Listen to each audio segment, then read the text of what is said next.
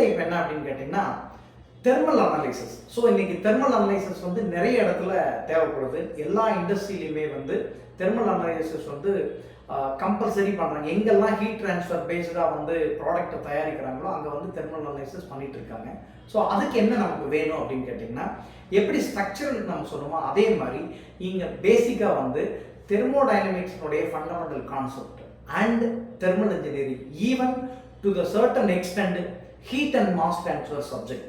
அப்போ இந்த சப்ஜெக்டில் இருக்கக்கூடிய எல்லாத்தையும் அதில் இருக்கிற அந்த சப்ஜெக்டில் இருக்கிற எல்லா கண்டென்ட்டும் படிக்கணும், எல்லா கண்டென்ட்டையும் ஃபார்முலா மனப்பாடம் பண்ணணும் அப்படிங்கிற அவசியமே கிடையாது. நம்ம என்ன பண்ணணும் அப்படின்னு கேட்டிங்கன்னா, இதில் இருக்கக்கூடிய fundamentals real time application automotive இண்டஸ்ட்ரியில் என்ன மாதிரி ஹீட் ட்ரான்ஸ்ஃபரோ அல்லது தெர்மல் அனலைசிஸ் பண்ணுறாங்க, தெர்மல் சிமுலேஷன்ஸ் பண்ணுறாங்க, ஆட்டோமொபைல் இண்டஸ்ட்ரியில் என்னென்ன பண்ணுறாங்க, பைப்பிங் இண்டஸ்ட்ரியில் என்ன பண்ணுறாங்க, ஆயில் அண்ட் கேஸ் இண்டஸ்ட்ரீஸ் என்னென்ன பண்ணுறாங்க, டொமஸ்டிக் அப்ளையன்ஸில் யூஸ் பண்ணக்கூடிய ப்ராடக்ட் நிறைய ப்ராடக்ட் இருக்குது, அதில் என்னென்ன மாதிரியான தெர்மல் அனலைசிஸ் பண்ணுறாங்க, எலக்ட்ரானிக் காம்போனன்ட்ஸ். இப்போ கம்ப்யூட்டர் மாதிரியோ லேப்டாப் மாதிரியோ ப்ராடக்ட்லாம் பார்த்தீங்கன்னா லாங் டேர்ம் அது ரன் ஆகிட்டு இருக்கிற போது ஹீட் ஜென்ரேட் ஆகும். அப்போ அந்த ஹீட்டுனால வந்து அந்த ப்ராடக்ட் ஃபெயில்யூர் ஆகிடும். அப்போது எவ்வளோ வரைக்கும் ஹீட்டு தாங்கும், எவ்வளவு ஹீட் ஜென்ரேட் ஆகுது, அந்த ஹீட் எப்படி டிசிபேட் ஆகுது அப்படிங்கிற விஷயத்தெல்லாம் நம்ம கண்டுபிடிக்கணும். அப்படின்னா டெஃபினட்டாக heat analysis which means FEA thermal analysis கண்டிப்பாக பண்ணணும். அப்போ இதுக்கு நம்ம இந்த ஃபண்டமெண்டல் சப்ஜெக்டும் ப்ளஸ் அந்த தெர்மல் ஸ்கில் இருந்ததுன்னா கண்டிப்பாக வந்து நீங்கள் ஒரு தெர்மல் அனலைசிஸ் தான் ஆக முடியும். அதுக்கப்புறமா பார்த்தீங்கன்னா மூணாவது வந்து ரொம்ப ரொம்ப இம்பார்ட்டண்ட்டு. இன்னைக்கு எல்லா இடத்துலையுமே இது இல்லாமல் ஒரு இண்டஸ்ட்ரியில் ஒரு ப்ராடக்டை வந்து டெஸ்பேச் பண்ண மாட்டாங்க, ஒரு ப்ராடக்டினுடைய அவுட்புட் கொடுக்க மாட்டாங்க. The best quality, the best outcome அப்படின்னு சொன்னால் without using CFD analysis. CFD means computational fluid dynamics. அந்த வேர்டுலேயே நமக்கு மீனிங் இருக்குது. கம்ப்யூட்டேஷன் அப்படிங்கிறது வந்து it is a mathematical calculation by using computer. அப்போ கம்ப்யூட்டரில் என்ன இருக்குது, ஆல்ரெடி இருக்கக்கூடிய மேத்தமெட்டிக்கல் ஈக்குவேஷன்ஸை பேஸ் பண்ணி அதை கம்ப்யூட் பண்ணி ரிசல்ட் கொடுக்குது. கம்ப்யூட்டேஷனல் ஃப்ளூயிடுனா எல்லாருக்குமே தெரியும், ரெண்டு மீடியம் இருக்குது. அது கேஸாகவும் இருக்கலாம் அல்லது வாட்டராகவும் இருக்கலாம். ஸோ கேஸாக இருந்துச்சுன்னா அதை என்ன சொல்லுவாங்கன்னா ஏரோடைனமிக் ஃப்ளோ. ஒரு பைப்லைனில் ஒரு கேஸோ அல்லது ஏரோ வந்து ஒரு இடத்துலேருந்து இன்னொரு இடத்துக்கு போகுது அப்படின்னா அதை வந்து ஏர் ஃப்ளோ அப்படின்னு சொல்லுவோம், அல்லது வந்து கேஸ் ஃப்ளோ அப்படின்னு சொல்லுவோம். இதை வந்து டெக்னிக்கலாக வந்து ஏரோடைனமிக் ஃப்ளோ அப்படின்னு நம்ம சொல்லுவோம், ரைட்டா?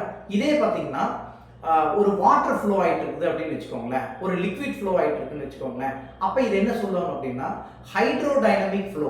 ஏன் அந்த டைனமிக் அப்படிங்கிற வேர்டு வந்திருக்கு அப்படின்னு கேட்டிங்கன்னா, it is a moving particle, it is a moving object. அதனால தான் ஃப்ளூயிடுக்கு அப்புறம் வரக்கூடிய வேர்டு வந்து டைனமிக்ஸ் அப்படின்னு சொல்கிறாங்க. அப்போது மேத்தமெட்டிக்கலாக கால்குலேட் பண்ணக்கூடியது எதை அப்படின்னா எனி ஃப்ளூயிட், அது ஏராக இருக்கலாம், வாட்டராக இருக்கலாம், கேஸாக இருக்கலாம், என்ன மாதிரி ஃப்ளூயிடாக இருந்தாலும் ஒரு பிளேஸ்லேருந்து இன்னொரு பிளேஸுக்கு போகுது. There are many applications. அது பைப்லைனில் இருக்கலாம், இன்ஜினில் இருக்கலாம், பெரிய பெரிய ஏர்கிராஃப்டில் இருக்கலாம், மிசைலில் இருக்கலாம்.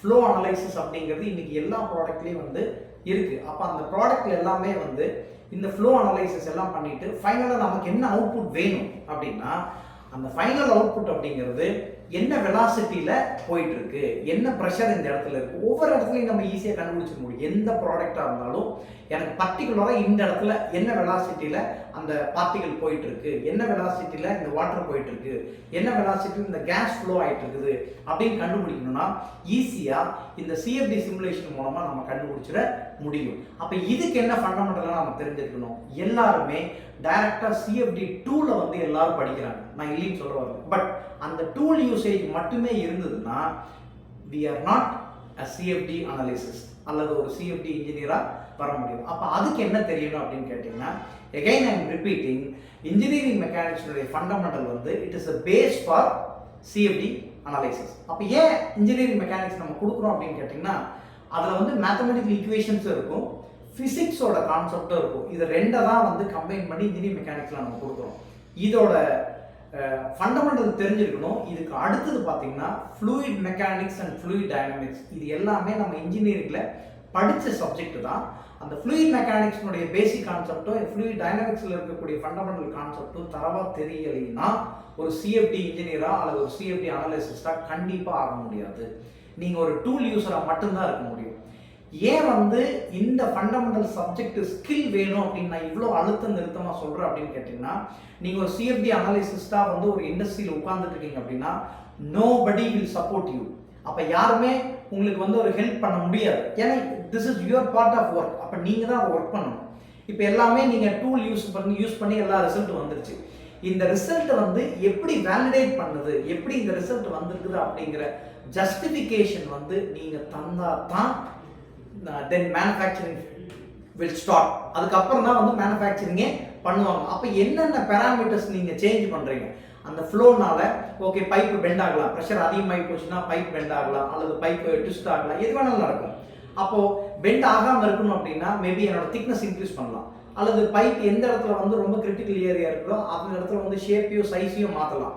இந்த ஷேப்பு இந்த சைஸை இப்படி தான் மாற்றணும் அப்படிங்கிற ஜஸ்டிஃபிகேஷன் வந்து ஆஸ் அ சிஎஃப்டி அனாலிசிஸ்ட் நீங்கள் தான் கொடுக்கணும். அப்போ அதை கொடுக்கணும் அப்படின்னா இந்த பேசிக்ஸ் தெரிஞ்சுட்டு இதுக்கப்புறம் இது எல்லாத்தையும் வந்து சாஃப்ட்வேரோட இன்டகிரேட் பண்ணி உங்களால் ஒரு ப்ராடக்ட்டுக்கு வந்து சொல்யூஷன்ஸ் கொடுக்க முடியுதுன்னா then you will become a CFD analyst. Or otherwise it is also called as FEA CFD analysis அப்படின்னு நம்ம இதை சொல்லுவோம். ஸோ இதுதான் வந்து எஃப்இஏல இருக்கக்கூடிய ஓவரால் 3 டிஃப்ரெண்ட் டொமைன். இதை தாண்டி நிறைய டொமைன் இருக்குது. பட் பேசிக்காக ஒரு மெக்கானிக்கல் இண்டஸ்ட்ரிக்குள்ளே இந்த 3 விஷயங்கள் தெரிஞ்சதுனாவே போதும். FEA structural, FEA thermal and FEA CFD analysis. So இதுக்கு தெரியும்னா இந்த ஃபண்டமெண்டல் கான்செப்ட் எல்லாம் கண்டிப்பாக உங்களுக்கு தெரிஞ்சிருக்கணும். Okay, so this is how comes under CAE, computer aided engineering. Thank you.